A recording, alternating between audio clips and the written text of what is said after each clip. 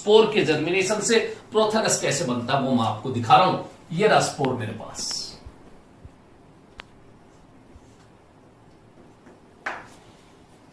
और ये spore germinate कर रहा है।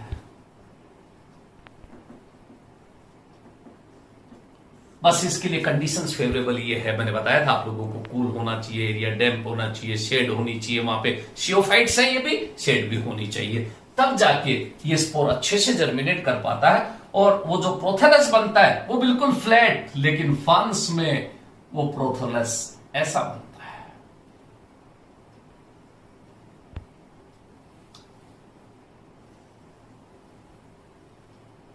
ये देखो कैसा लग रहा है,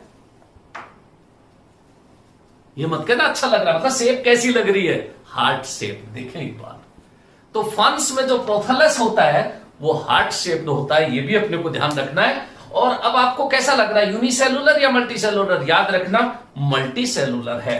तो अगर मैं इस प्रोथेलस को बनाऊंगा तो ये इसकी एपिडर्मिस,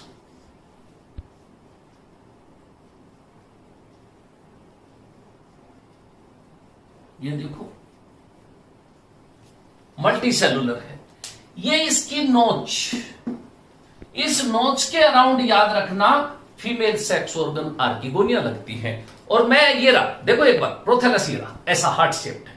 अब एक सरफेस तो सोइल के कांटेक्ट में होगी ना, ये सरफेस तो, और अपर सरफेस ग्रीन है, फोटोसिंथेसिस करता है इसलिए इंडिपेंडेंट है, फ्री लिविंग है।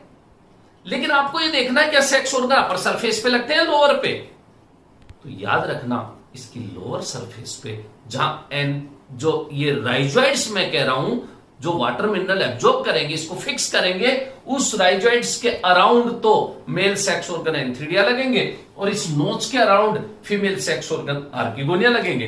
तो ये रहे देखो राइजोइड्स, ये राइजोइड्स एबैक्सियल सरफेस, इसकी लोअर सरफेस पे ये राइजोइड्स है जो वाटर मिनरल एब्जॉर्प्शन करते हैं, वो है। इनके अराउंड तो क्या मिलेंगे, मेल सेक्स ऑर्गन एंथ्रीडियम, ये male sex organ antheridium. Sex organ bryophyte ऐसे ही मैंने बता दिया था मल्टीसेलुलर होते और जैकेटेड होते हैं। और फीमेल सेक्स ऑर्गन ये रे अराउंड नोच, ये रिवो आर्किगोनिया,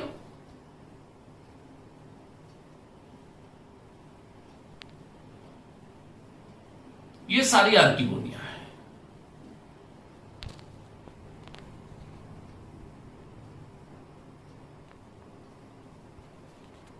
एक चीज और ध्यान रखना बनाते हुए, अभी तो मैं बना रहा हूं इसलिए आप लोग ध्यान नहीं दे रहे हो।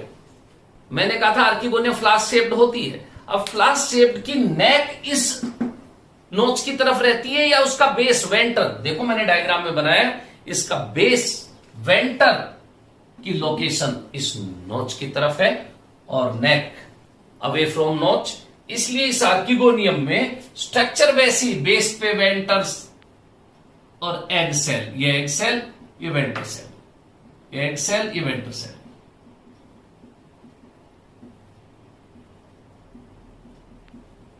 ये देखिए, अगर मैं इससे, और बाकी सारा ये फोटोसिंथेटिक सेल्स है, बाकी सारी रिमेनिंग, ये पहले बता चुका मैं कि ये इंडिपेंडेंट है। मोस्ट ऑफ द टेरोफाइट्स में गैमेटोफाइट फोटोसिंथेटिक है, ये देखो ये पूरा, ये फोटोसिंथेटिक ग्रीन है, ऐसा होता है। अगर मैं इस एक आर्किगोनियम की स्ट्रक्चर आप लोगों को बना के बताऊं, ये देखो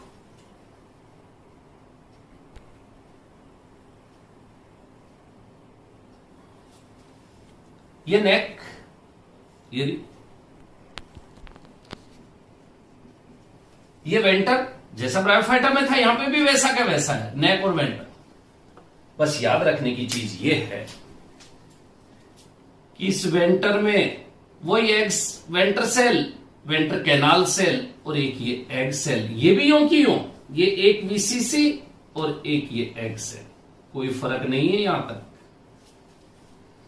वही कवर सेल, ये देखो ये 4 है, 2 इसके पीछे, ये बात भी बताई थी। लेकिन ये जो कैनाल है इसमें नेक कैनाल सेल्स का नंबर जो ब्रायोफाइट्स में याद करना 4 to 6 था, फिर मोर देन 6 भी था मोसिस में। यहां पे आते आते नेक कैनाल सेल एक ही रह जाती है, सिंगल नेक कैनाल सेल। लेकिन न्यूक्लियस कितने उसमें? 2, binucleate. Single neck canal cell रह गई। क्या मैं प्रोटेक्टिंग लेयर नहीं बनाऊं? क्योंकि मल्टी सेलुलर होते हैं सेक्स ऑर्गन और जैकेटेड होते हैं। ये देखो, ये नेक की नेक सेल्स।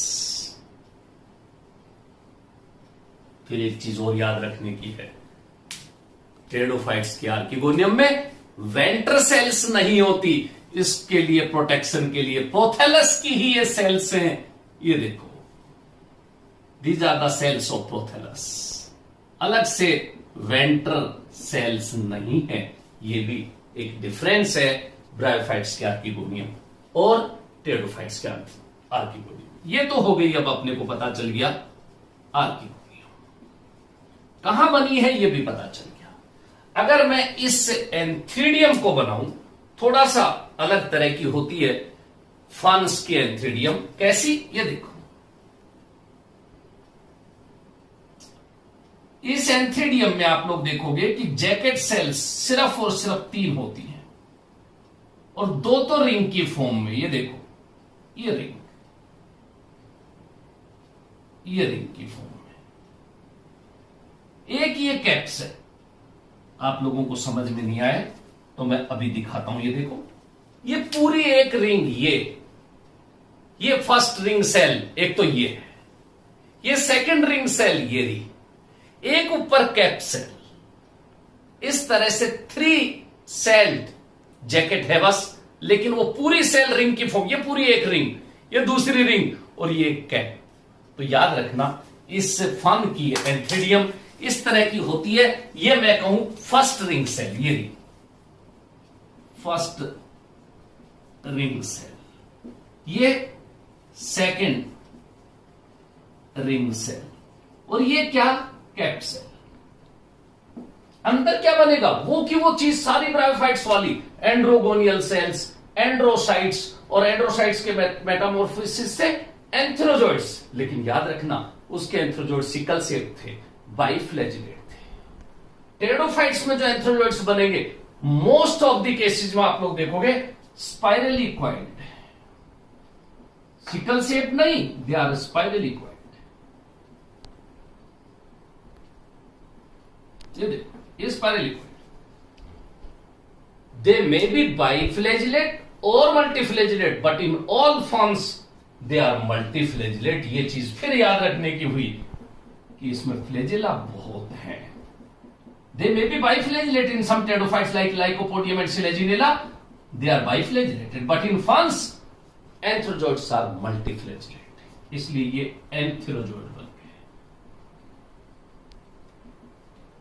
अब देखो अपने पास उस लाइफ साइकिल को ध्यान से। ये प्रोथैलस था, ये रहा, ये सेक्स ऑर्गन थे दोनों, ये रहे दोनों सेक्स ऑर्गन, ये गैमेट्स बने थे दोनों, ये रहे गैमेट्स अपने पास।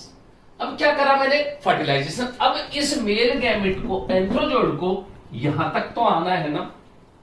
याद करो, ब्रायोफाइट्स में मैंने कहा था कवर सेल्स डिजनरेट होंगी, यहां पे भी होंगी, एनसीसी डिजनरेट होगी, यहां पे भी होगी, बीसीसी डिजनरेट होगी, हो गई। एक कैनाल बन गई, पाथ बन गया, और इनके डिजनरेशन से यहां पे, वहां पे सुगरी सब्सटेंस था, सुगली नहीं, सुगरी, सुगर लाइक सब्सटेंस था। यहां पे आप लोग देखोगे मैलिक एसिड बनता है, ये मैलिक एसिड, और ये मैलिक एसिड अट्रैक्ट करता है इन एंथ्रोजोइड्स को। एक बार सोचना, आप सब लोग वीडियो देख रहे हो बैठे बैठे, सोचना एक बार उस मूवमेंट को क्या बोलता था।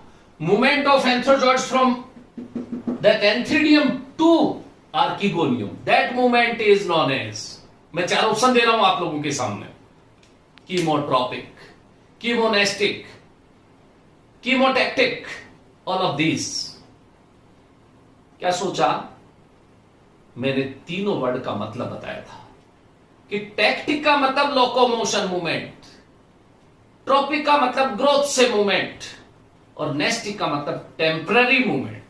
इसलिए याद रखना, ये कीमोटैक्टिक मूवमेंट है, जिसे कीमोटैक्सिस भी कहते हैं। तो एंथ्रोजोइड्स मूव अब आए कैसे, यहां से यहां तक कैसे पहुंचे, ये अपने को डिस्टेंस ऐसी लग रही है, बहुत ज्यादा डिस्टेंस नहीं है क्योंकि माइक्रोस्कोपिक होते हैं और यहां पे एक मॉइस्चर ड्रॉप भी है ना उसमें ये मूव कर लेंगे, इसलिए water is necessary for fertilisation. और ये बहुत सारे एंथ्रोजोइड्स इस नेक की तरफ आते हैं, बहुत सारे एंथ्रोजोइड्स।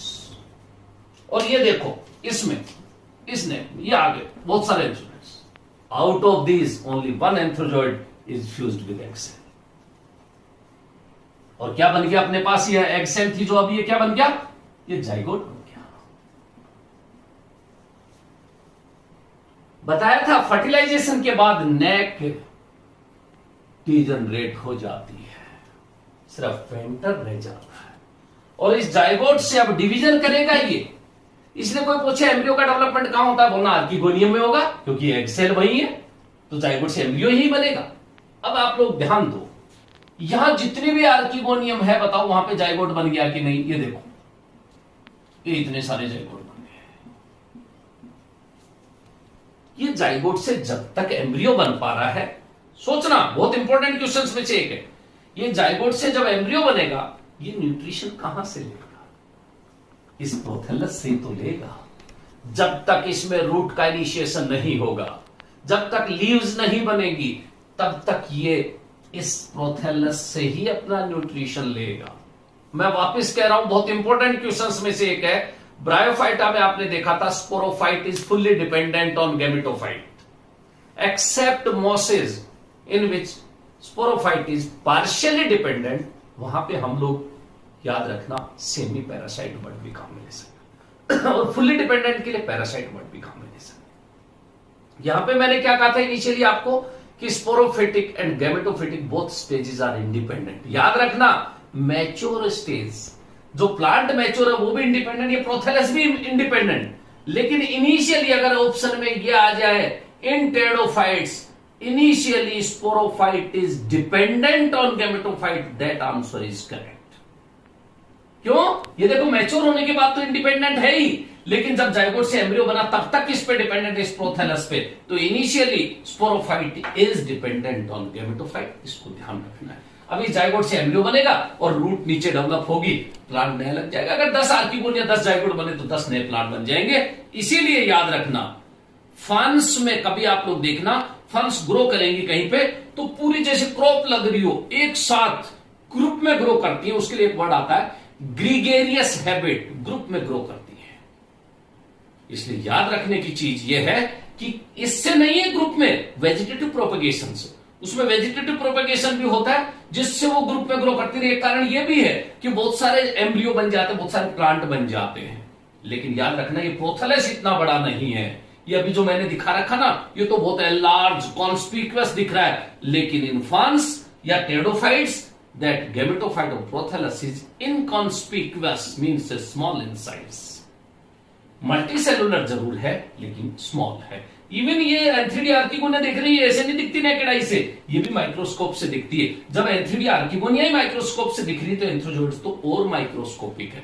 लेकिन याद रखना ये कंप्लीट लाइफ साइकिल आप लोगों के दिमाग में बैठ गई है कि ऐसे चाहे फन है चाहे वो दूसरे टेरोफाइट्स हैं, हीट्रोस्पोरी टेरोफाइट्स हैं तो बस 2 तरह के प्रोथेलस बनेंगे, और अगर फन है एक ही तरह का प्रोथेलस बनेगा। लेकिन ये लाइफ साइकिल कंप्लीट अपने पास हो गई, चाहे वो फर्न हो चाहे वो होमोस्पोरी टेरोफाइटा हो। मैंने एक होमोस्पोरी और एक हीट्रोस्पोरी की इसलिए लाइफ साइकिल बताई है कि कभी इनसे रिलेटेड कोई क्वेश्चन आता तो हम गलत नहीं कर पाए।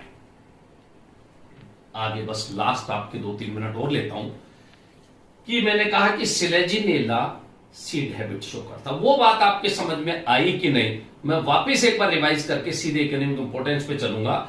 मैं ये कह रहा हूं सीड बनने के लिए पहली condition plant should be heterospory, selaginella heterospory है। दूसरी कंडीशन एक मेगास्पोरेंजियम में एक ही मेगास्पोर का होना जरूरी है, यह भी बहुत इंपॉर्टेंट चीज है।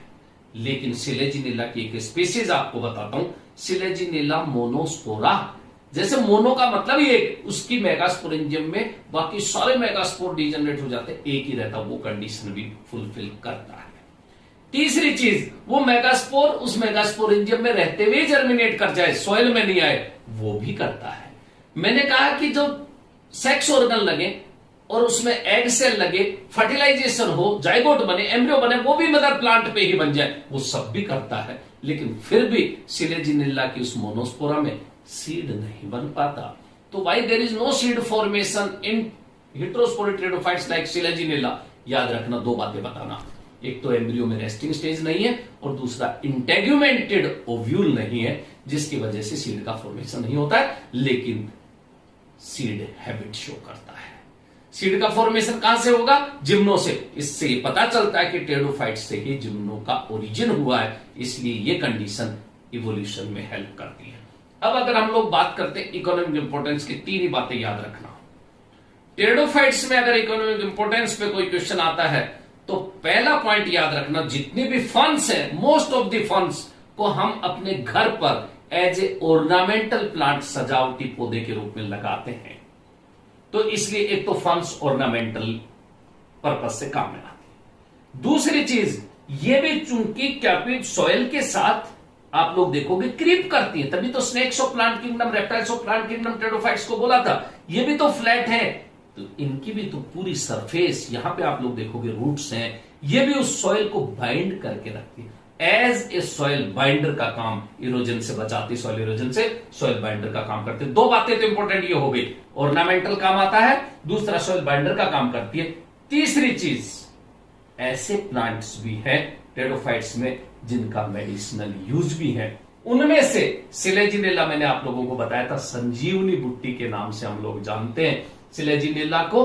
रिजरेक्शन प्लांट भी वही है, ये बात भी बताई थी। तो एक मेडिसिनल यूज, एक सॉइल बाइंडर, और तीसरी चीज एक और मैंने बताई आप लोगों को, ऑर्नामेंटल। इक्विसिटम को गोल्ड इंडिकेटर आपको पता ही है कि जहां जहां उस एरिया में, क्योंकि इसमें इस तरह की कैपेबिलिटी है, ये गोल्ड को एक्यूमुलेट कर लेता है, अपने में स्टोर कर लेता है। तो स्टोर तो तब करेगा जब उस एरिया में गोल्ड हो। तो बहुत कम, ऐसा नहीं लेने चले जाओ वहां पर, बहुत कम मात्रा में, रेशियो उनका देखोगे बहुत कम, लेकिन it accumulates gold. That's why equisetum is known as gold indicator. ये भी जरूर ध्यान में रखना है।